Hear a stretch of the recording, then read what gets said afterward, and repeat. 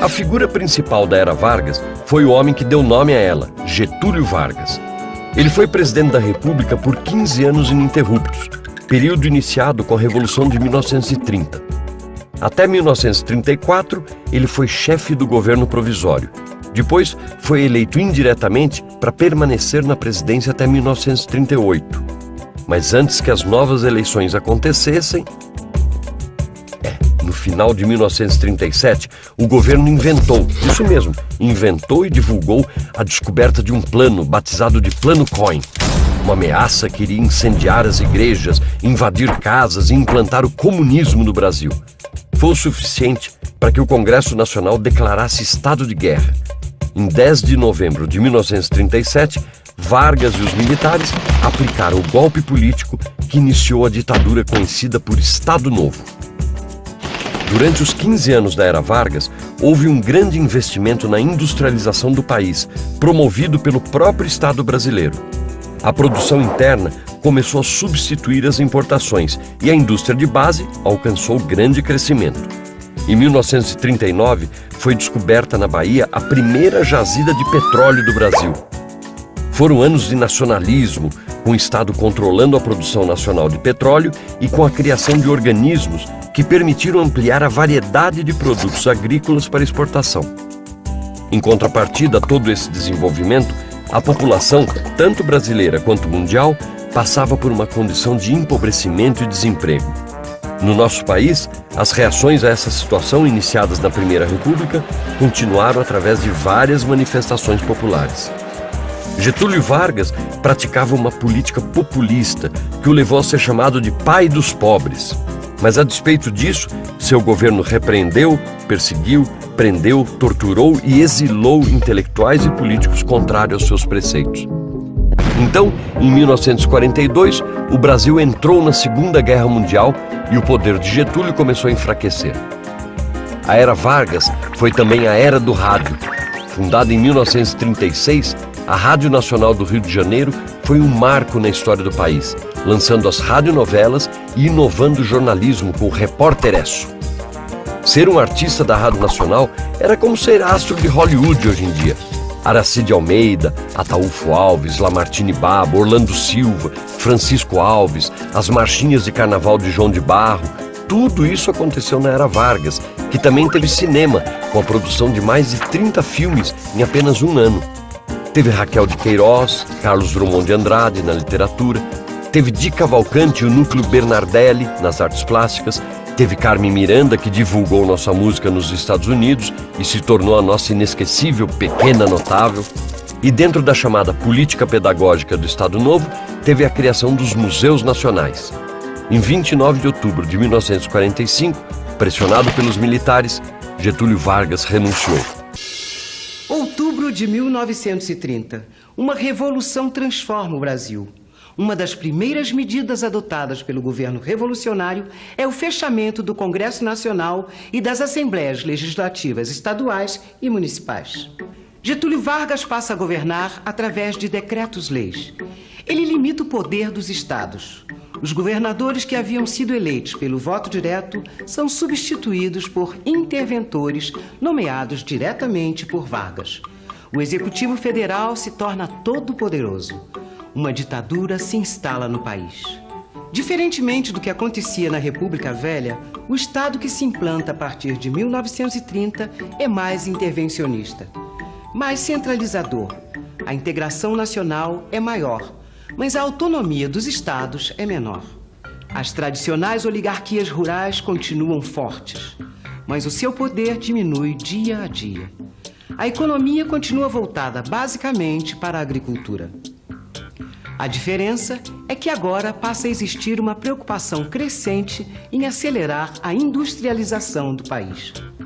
O papel das Forças Armadas é redimensionado, principalmente no caso do Exército. Além de garantir a ordem interna, as Forças Armadas passam a ser suporte para a criação de uma indústria de base nacional. A gente sabe que na República Velha, a questão social era considerada um caso de polícia. Mas depois da Revolução de 30, o social passou a ser considerado uma questão de política. A importância da classe operária começava a ser reconhecida. O governo, então, adotou uma legislação trabalhista que atendia a antigas reivindicações dos trabalhadores. Só que, em compensação, começou a meter o bedelho na atividade sindical. Os sindicatos ficavam vinculados diretamente ao Ministério do Trabalho. Foi adotado o princípio da unicidade sindical. Quer dizer, legalmente, só poderia haver um único sindicato por categoria profissional. Mesmo a sindicalização não sendo obrigatória, o movimento operário acabou se enquadrando no sistema. No início, a resistência ao enquadramento sindical foi muito forte. Houve protestos e, consequentemente, muitas prisões. Mas, aos poucos, os trabalhadores foram cedendo. Além da repressão do governo, havia também a pressão das próprias bases operárias. E isso acontecia por um motivo muito simples. Só os trabalhadores que fossem oficialmente sindicalizados é que poderiam gozar dos benefícios sociais criados depois de 1930, como férias, regulamentação do horário de trabalho, regulamentação do trabalho do menor, criação dos institutos de aposentadoria e pensão e possibilidade de lutar por direitos perante as juntas de conciliação e julgamento. Mas, de um jeito ou de outro, o governo Vargas conseguiu se entender com os trabalhadores. O problema foi se entender com os setores mais liberais que tinham sido aliados de Vargas na Revolução de 30. Ao mesmo tempo em que o governo tomava medidas centralizadoras e autoritárias, os setores liberais começaram a fazer oposição ao regime. Em julho de 1932, o estado de São Paulo pegou em armas para enfrentar o governo. Este fato é a Revolução Constitucionalista de 32. Em julho de 1932, São Paulo levantou-se em armas. Os paulistas sentiam-se prejudicados pelo governo federal. Eles exigiam o fim da ditadura de Vargas e maior autonomia para os estados. Afinal, São Paulo, que era o estado mais poderoso do país, estava perdendo seu poder político. A chamada Revolução Constitucionalista de 32 mobilizou os mais variados setores da sociedade. Cafeicultores, classe média, industriais. O Partido Democrático, que tinha sido uma das principais forças da Revolução de 30, também aderiu ao movimento. A luta durou 3 meses. São Paulo foi derrotado militarmente, mas conseguiu alguns ganhos políticos importantes. O processo de constitucionalização do país se acelerou. E em maio de 1933 foram realizadas as eleições para a Assembleia Nacional Constituinte. 15 de novembro de 1933. É instalada a Assembleia Nacional Constituinte. A nova Constituição é orientada predominantemente por princípios liberais e democráticos. Ela amplia os direitos políticos da população, estabelece eleições diretas para todos os níveis e, pela primeira vez na história do Brasil, as mulheres podem votar. A nova Constituição retoma o princípio da liberdade e da autonomia sindical que havia no país antes de 1930. O Brasil é definido agora como uma república federativa. Projetos mais centralizadores convivem com projetos mais autonomistas. Algumas medidas nacionalistas são adotadas.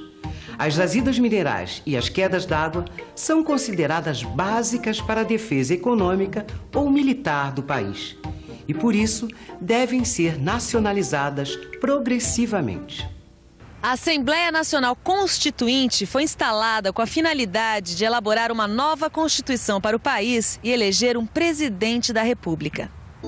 Em julho de 1934, Getúlio Vargas foi eleito presidente da República, com a maioria dos votos dos deputados constituintes.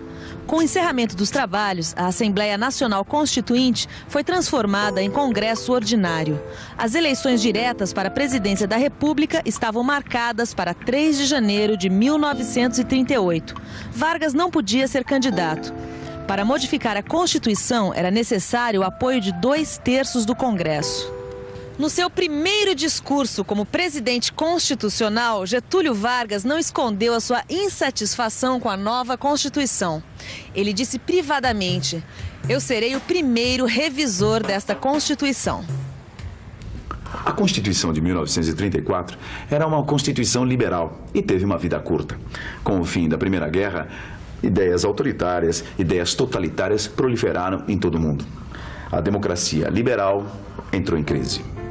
A democracia liberal passou a ser considerada a responsável pela situação de desemprego e miséria que assolava diversos países capitalistas. O nazismo, o fascismo e o comunismo surgiam como alternativas ao modelo liberal democrático. Em 1922, o líder fascista Mussolini assumiu o poder na Itália. Em 1933, com a ascensão de Hitler, o nazismo se tornou vitorioso na Alemanha. Nesse mesmo período, Stalin, o principal dirigente comunista da União Soviética, vivia seus dias de glória. No Brasil, com o fim do regime ditatorial e a implantação de um regime constitucional, o processo político se radicalizou. A vida sindical foi reativada. As greves aconteciam por todas as partes. Dois importantes movimentos mobilizaram as classes médias. De um lado, a AIB, Ação Integralista Brasileira. Esse movimento político, dirigido por Plínio Salgado, foi criado em 1932 e tinha um caráter profundamente nacionalista e antiliberal.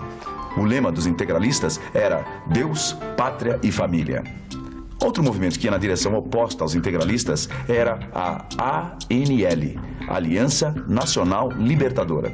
Esse movimento, criado em 1935, era inspirado na proposta das frentes populares da Europa. O seu objetivo era deter o avanço do fascismo e do nazismo em escala mundial.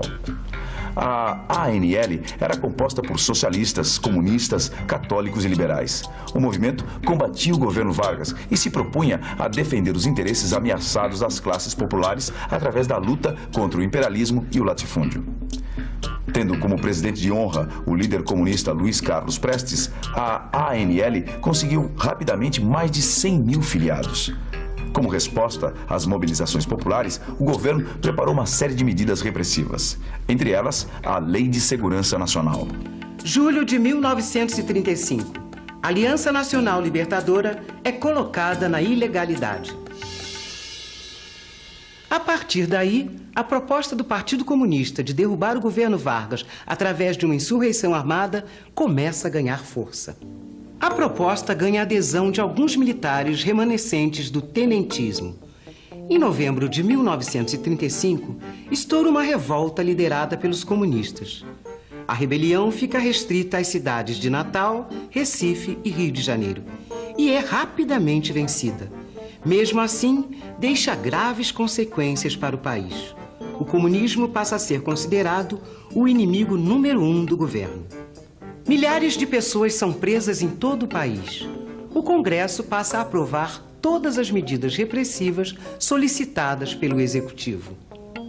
Pouco a pouco, o Legislativo vai recuando e cedendo espaço para o fortalecimento de Vargas. Em setembro de 1936, é criado o Tribunal de Segurança Nacional. Esse tribunal passa a julgar os crimes das pessoas acusadas de envolvimento com o levante comunista. Entre essas pessoas está Pedro Ernesto, prefeito do Distrito Federal. Vargas se aproveitou do chamado fantasma do comunismo. Ele fez a coisa parecer maior do que era. Consolidou sua aliança com os militares, com a igreja, com os empresários e com os integralistas. Vargas também interveio nos estados que demonstraram maiores resistências e afastou diversos oficiais legalistas dos cargos de chefia. Em 1937, Vargas deu seu golpe de misericórdia, se aproveitando mais uma vez da suposta ameaça comunista. Um documento sobre uma nova revolta comunista que explodiria em breve no país foi apresentado à nação. Esse documento, que ficou conhecido como Plano Cohen, tinha sido forjado pelo próprio governo. No dia 10 de novembro de 1937, tropas militares cercaram o Congresso e Vargas apresentou ao país uma nova Constituição. Através de um golpe de Vargas, começava o Estado Novo. O senhor sabe quem foi o pai dos pobres? Os pais dos pobres não tem pai. O pai dos pobres é o próprio pai legítimo, né? Não. Sei não. Personagem histórico, um presidente do Brasil, recebeu esse apelido, o pai dos pobres, você não se lembra? Não. Pai dos pobres que eu conheço é só Deus. Não me lembro. Não, só Deus mesmo. Tem gente que acha que os direitos sociais dos trabalhadores foram um presente, uma generosidade do presidente Getúlio Vargas. Mas será que foi isso mesmo? Bem, antes de discutir qualquer coisa sobre esse assunto, a gente precisa entender melhor o que foi o Estado Novo. que o Estado Novo começou em novembro de 1937 com um golpe liderado por Getúlio Vargas e com o apoio das Forças Armadas. Depois desse golpe, o Congresso Nacional, as assembleias legislativas e as câmaras municipais foram fechadas. Os governadores ou foram substituídos por interventores ou se transformaram em interventores nomeados diretamente por Vargas. Uma nova Constituição foi imposta ao país. Vargas definiu o golpe como a única atitude possível diante da situação em que se encontrava o país. Segundo ele, uma situação de perigo, de desagregação, de afronta à autoridade. Uma situação, enfim, em que o Estado, fraco, ameaçado, se encontrava impedido de promover medidas necessárias ao bem-estar e ao desenvolvimento da nação. Uma das chamadas ameaças ao país, segundo Getúlio Vargas e seus aliados, era o comunismo. Mas o problema de Getúlio não era lutar apenas contra os comunistas, mas também contra a própria Constituição do país. Getúlio achava que a Constituição de 1934 era liberal demais e que o Congresso não representava a maioria da população. Segundo Getúlio, a democracia não era um bom negócio para o país. Aqui eu tenho um trecho da proclamação ao povo brasileiro feita por Getúlio Vargas e transmitida por rádio no dia do golpe, que deu início ao Estado Novo. Presta atenção na opinião que ele tinha sobre democracia. Nos períodos de crise como o que atravessamos, a democracia de partidos, em lugar de oferecer segura oportunidade de crescimento e de progresso, dentro das garantias essenciais à vida e à condição humana, subverte a hierarquia, ameaça a unidade pátria e põe em perigo a existência da nação, extremando as competições e acendendo o facho da discórdia civil. O sufrágio universal passa, assim, a ser instrumento dos mais audazes e máscara que mal dissimula o conluio dos apetites pessoais e de currílios. Resulta daí não ser a economia nacional organizada que influi ou prepondera nas decisões governamentais, mas as forças econômicas de caráter privado, insinuadas no poder e dele se servindo em prejuízo dos legítimos interesses da comunidade. Ah, prejuízo dos legítimos interesses da comunidade, essa é boa. É demais, né? Bom, você entendeu o que ele quis dizer com essa discurseira toda, né? Pelo jeito, o Getúlio não gostava de voto, de democracia. Não, é isso mesmo. Para o Getúlio, dá a impressão que as coisas funcionam ao contrário, né?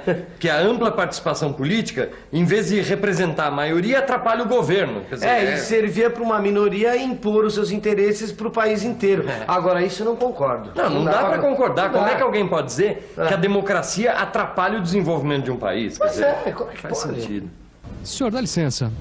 O senhor acha que a democracia atrapalha o desenvolvimento do país? Alguma coisa assim, né? Não. Não atrapalha, não. Democracia mesmo, né? De verdade. Não essa falsa democracia que tem no Brasil, né? Eu acho que quanto mais democrata o país for, mais progresso ele pode ter. Não creio. Não creio. Pois é, só que no Estado Novo, quem discordava do governo também estava sendo contrário ao desenvolvimento do país. Tanto é que a centralização do poder foi acompanhada pela censura aos meios de comunicação. A censura aos meios de comunicação se encarregou de silenciar as manifestações de descontentamento. Ao mesmo tempo, um forte esquema de repressão foi empregado para neutralizar a oposição. A repressão política não atingiu apenas os comunistas. Quem fosse contra o regime estava condenado à perseguição, mesmo sendo liberal. O Estado Novo também foi responsável pelo fim do poder legislativo, ou seja, quem fazia as leis e criava as políticas para o país era o executivo. Getúlio Vargas governava por decretos-leis, ou seja, todos os decretos presidenciais passavam a valer automaticamente como lei. É claro que Getúlio Vargas não fazia tudo isso sozinho. Vargas era assessorado por uma série de conselhos e órgãos técnicos. Todos esses conselhos e órgãos foram criados durante o Estado Novo. Alguns deles foram o Conselho Técnico de Economia e Finanças do Ministério da Fazenda, o Conselho Nacional do Petróleo, o Conselho de Águas e Energia e a Comissão Executiva do Plano Siderúrgico Nacional. E a gente também não deve deixar de colocar que os militares tiveram um papel importantíssimo nisso tudo. Segundo as Forças Armadas, o Estado brasileiro deveria investir em atividades estratégicas que garantissem a sua soberania. Para entender melhor o que isso significava na prática, vamos pegar dois exemplos. Por exemplo, a indústria de base, isso é, siderúrgicas, que produzem o aço, e os suprimentos de recursos energéticos, como é o caso do petróleo. Segundo as Forças Armadas, o Estado brasileiro deveria investir em atividades como essas para garantir o seu desenvolvimento econômico. Agora eu entendi direito, Vicente. De uma certa forma, o Estado Novo controlava todo o desenvolvimento econômico, certo? Exatamente. E centralizava toda a política também. Mais do que isso, nessa época havia uma centralização administrativa, Gil. Agora, por que ele precisava controlar todas essas coisas, hein? Olha, pelo que eu li a respeito, o governo achava que a centralização administrativa era a única maneira de aumentar a eficiência do Estado e acabar com a influência das oligarquias regionais. Mas o que é oligarquia mesmo? Oligarquia é o governo de poucos, isto é, um governo que representa apenas os interesses de um pequeno grupo de pessoas. O Estado Novo tinha como um de seus objetivos combater os pequenos grupos regionais em favor dos interesses de toda a nação. Uma das medidas que o governo tomou nesse sentido ainda existe hoje. O governo do Estado Novo criou os concursos para cargos públicos. Além de acabar com o favorecimento a parentes, amigos e correligionários políticos, os concursos visavam recrutar pessoas tecnicamente capazes para o exercício de cargos públicos. Quer dizer, então, que essa história de fazer concursos para virar funcionário público começou nos tempos do Estado Novo. Pois é, rapaz, que engraçado. Agora só me pergunta uma coisa, será que adiantou? Porque, será que o Estado Novo conseguiu, com essa atitude, acabar com o favorecimento de aliados, de amigos, de parentes? É claro que não. Apesar das importantes mudanças que foram feitas, apesar do fato do país ter se modernizado durante o período do Estado Novo, o governo Vargas era um governo autoritário e de características fortemente tradicionais. O próprio Getúlio vinha da oligarquia gaúcha e o seu governo representava o interesse de grupos restritos, sem dúvida alguma. Mas nem por isso, Getúlio Vargas deixou de ser popular e acabou se afirmando como um poderoso líder político. Pouco a pouco, Getúlio foi construindo uma imagem de sintonia entre o governo e as classes populares. A educação e a propaganda ocuparam um papel importante na construção dessa imagem. Através da educação, o governo de Getúlio Vargas foi difundindo valores e noções comuns a toda a nação. A propaganda foi outro importante instrumento de construção da nacionalidade. Ela ficou a cargo do poderoso Departamento de Imprensa e Propaganda, o DIP. A presença do DIP era constante em todos os meios de comunicação, no cinema, na literatura, no rádio, na imprensa e até no teatro. A máquina de propaganda do Estado Novo foi, de fato, empregada para impor a figura de Vargas como grande líder, benfeitor e condutor dos destinos da nação. Vargas passou a ser identificado com o próprio Estado.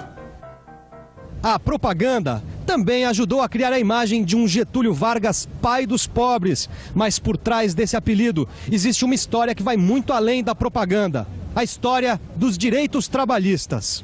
Você saberia explicar pra gente mais ou menos o que é a CLT? A CLT é uma lei que foi sancionada pelo, se não me engano, por Getúlio Vargas, é a consolidação das leis do trabalho, né? Que ela diz os direitos e os deveres do trabalhador. A justiça do trabalho, o salário mínimo, o imposto sindical e a consolidação das leis do trabalho, a famosa CLT, foram criados na época do Estado Novo. É claro que quase todas essas medidas traziam benefícios para os trabalhadores. Só que, por outro lado, o mesmo governo que garantia esses benefícios não dava aos trabalhadores o direito de fazer greve. Os sindicatos nada podiam fazer contra o governo. Até mesmo o lockout, a greve patronal, era proibido. Bem, mas você não vai pensar que as leis trabalhistas do Estado Novo foram criadas para iludir os trabalhadores e manter a repressão política. O governo, sem dúvida, garantia a aplicação desses direitos. Tanto assim que alguns setores empresariais não ficaram nada contentes com essa história. E é claro também que o Estado Novo não fez a legislação trabalhista para agradar os trabalhadores. Essas leis faziam parte de um projeto de industrialização do país. O governo do Estado Novo fez um investimento pesado para criar uma indústria de base nacional. A Companhia Siderúrgica Nacional, fundada em 1941, é o maior exemplo de que isso é verdade. Um ano depois, o governo criou o Senai, que, como a gente sabe, tem o objetivo de formar mão de obra especializada para a indústria. Sem as leis trabalhistas, o projeto de industrialização do país não seria possível. Agora, tem um detalhe importante que ajuda a gente a ver como essa história de pai dos pobres tem que ser vista com muito cuidado. Alguns direitos criados e garantidos pelo Estado Novo não chegaram até os trabalhadores do campo. Por quê? As oligarquias rurais, quer dizer, os donos de terras, continuaram com o mesmo poder de sempre. As leis trabalhistas não valiam para os camponeses, que continuaram pobres e, como se diz por aí, sem pai nem mãe. Na época do Estado Novo, o apoio de entidades como a Fiesp foi fundamental para o governo pôr em prática o seu plano de intervenção e direcionamento da produção industrial no Brasil. A Fiesp apoiava o controle estatal sobre a política econômica do país. Ela protegia as indústrias existentes e incentivava as novas iniciativas. Se as classes empresariais participavam diretamente da definição político-econômica do país, qual a posição das classes trabalhadoras? Afinal de contas, o governo precisava também deste apoio. Um dos recursos que o governo utilizou para atrair as classes trabalhadoras para o seu lado foi a ideologia do trabalhismo. Criar uma imagem positiva do trabalhador era uma meta importante do Estado Novo. Com isso, o governo pretendia também disciplinar a relação entre empregadores e operários e diminuir o conflito entre o capital e o trabalho. Escute só o que dizia Getúlio Vargas num discurso feito no dia 1º de maio de 1943. À medida que impulsionamos as forças produtoras para favorecer o progresso geral e unificar economicamente o país, organizamos o trabalho, disciplinamos sem compressões inúteis, afastando a luta de classes e estabelecendo as verdadeiras bases da justiça social. Durante o Estado Novo, foi aprovada uma série de leis trabalhistas. Essas leis iriam organizar as relações entre capital e trabalho no Brasil durante muitos anos. Entre essas leis, destaca-se aquela que aboliu a pluralidade sindical. Quer dizer que o Estado só reconhecia a existência legal de um único sindicato por profissão. Foi instituído ainda o imposto sindical, que era obrigatório e descontado diretamente do salário dos trabalhadores. O dinheiro ia para o Ministério do Trabalho, que depois repassava para os sindicatos. Controlados pelo Estado, os sindicatos perderam a sua força política e reivindicatória. Eles passaram a funcionar como associações recreativas e assistencialistas. A relação entre o trabalhador e o seu sindicato passou a ter o Estado como intermediário. Bom, Vicente, em outras palavras, essas leis serviram só para colocar os sindicatos na mão do governo. Não, e tem outra, viu? Esse imposto sindical deu uma falsa imagem de representatividade do sindicato, entendeu? Peraí, mas explica melhor isso. Explica melhor. O imposto sindical era obrigatório, Gil. Ele era descontado direto do salário. Então o que acontecia? Os sindicatos eles tinham sócios e dinheiro sem que o trabalhador precisasse realmente participar do sindicato. Então é por isso que tinha aquela história da pessoa ir no sindicato só para usar o dentista, o médico, o clube. Exatamente. Agora falar de salário que é bom nada. Aliás, por falar em salário, sabia que foi o Estado Novo que criou o salário mínimo? Olha aqui, ó. A primeira lei do salário mínimo é de 1940, Gil. Vem cá, e o que o salário mínimo daquela época podia comprar? Olha, pelo que eu sei, o salário mínimo devia dar conta do seguinte: das despesas de alimentação, vestuário, habitação, higiene e transporte do trabalhador. E tem mais, hein? A CLT, que é a Consolidação das Leis do Trabalho, também foi criada no Estado Novo. As leis trabalhistas instituídas durante esse período de intervenção estatal na economia, o que fizeram? Garantiram para o governo do Getúlio o controle do movimento sindical durante essa passagem de uma economia agroexportadora, quer dizer, que exportava produtos agrícolas, para uma economia urbana industrial, que estava centralizada nas cidades, nas indústrias, entendeu? Como a gente já sabe, um dos motivos da substituição de importações no Brasil foi a desaceleração da economia mundial. No entanto, depois de um período de crise internacional, os Estados Unidos, de um lado, e a Alemanha, do outro, começaram a disputar os mercados latino-americanos. Isso porque eles consideravam os países da América Latina excelentes fornecedores de matéria-prima e compradores de produtos manufaturados. Agora, Estados Unidos ou Alemanha? Essa era a questão. E como o Brasil estava querendo se industrializar, fez acordos comerciais com os dois países. E com um detalhe: o Brasil incluía nos acordos a reivindicação de recursos necessários para o seu desenvolvimento econômico. Por exemplo, o financiamento de uma grande usina siderúrgica, porque a autonomia na produção de aço era fundamental para a industrialização. Para os Estados Unidos, não interessava que o Brasil se industrializasse. Mas, como não queria que o Brasil estreitasse suas relações com a Alemanha, o governo norte-americano garantiu os empréstimos para a construção da usina de Volta Redonda. Parecia que tudo ia muito bem para Getúlio, mas o mundo estava longe de ser um lugar tranquilo. Em setembro de 1939, um novo conflito estoura na Europa. Guerra. Dezembro de 1941. Os Estados Unidos declaram guerra aos países do eixo. Os países do eixo são a Alemanha, Itália e o Japão. Estamos na Segunda Guerra Mundial. A guerra põe um fim no poder de barganha de Getúlio Vargas nos acordos com a Alemanha e Estados Unidos. Agora é preciso escolher o lado em que o país vai ficar. Em janeiro de 1942, o governo brasileiro rompe relações diplomáticas com a Alemanha e a Itália. O Brasil sofre as consequências dessa decisão. Entre junho e agosto de 1942, cerca de 10 navios brasileiros são torpedeados por submarinos alemães. No dia 22 de agosto de 1942, o Brasil entra oficialmente na Segunda Guerra Mundial.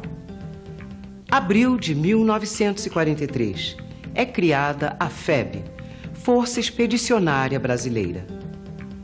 Junho de 1944, parte para a Itália o primeiro contingente de soldados brasileiros. Nossos pracinhas lutam ao lado das forças norte-americanas contra posições alemãs em território italiano. Os brasileiros vencem em Monte Castelo, em Castelnuovo e Montese. Mais de 400 soldados morrem nos confrontos contra as tropas inimigas e contra os rigores do inverno europeu. Que coisa, né, Vicente? Quer dizer que teve soldado brasileiro que acabou morrendo de frio na guerra. Você vê, os pracinhas eles não estavam preparados para enfrentar o inverno duro da Europa, rapaz. Que coisa, né? Quer dizer que eles foram para lá para enfrentar soldados e inimigos e acabaram tendo que enfrentar um outro tipo de inimigo, que foi o clima. Esse aqui é o Hitler, o líder dos alemães, que eram os nossos inimigos na Segunda Guerra. E esse outro aqui é o Mussolini, italiano, portanto, o nosso outro inimigo. É realmente estranho, né? Um presidente declara guerra contra 2 ditadores na Europa, enquanto o povo no seu país também vive num regime autoritário. É ou não é? Realmente, esse foi um dilema que acabou dando muita dor de cabeça ao Getúlio. Tanto é que logo começaram as manifestações populares pelo fim do Estado Novo. Vargas tentou melhorar a situação com medidas liberais. Convocou eleições presidenciais e legislativas e anistiou os presos políticos. Partidos políticos começaram a se organizar para as eleições. Foi nesse momento que surgiu o movimento queremista. O nome vem da palavra de ordem Queremos Getúlio. Os queremistas saíram às ruas para defender a permanência de Getúlio Vargas no poder. Eles tinham o apoio das massas populares ligadas ao trabalhismo e dos comunistas anistiados. As elites conservadoras que ainda apoiavam Vargas não gostaram nada dessa aproximação do presidente com os comunistas e começaram a desconfiar que Vargas ia passar para o outro lado e dar um novo golpe para se manter no poder. Bem, o golpe veio mesmo, só que dessa vez contra o próprio Getúlio, que foi destituído em 29 de outubro de 1945.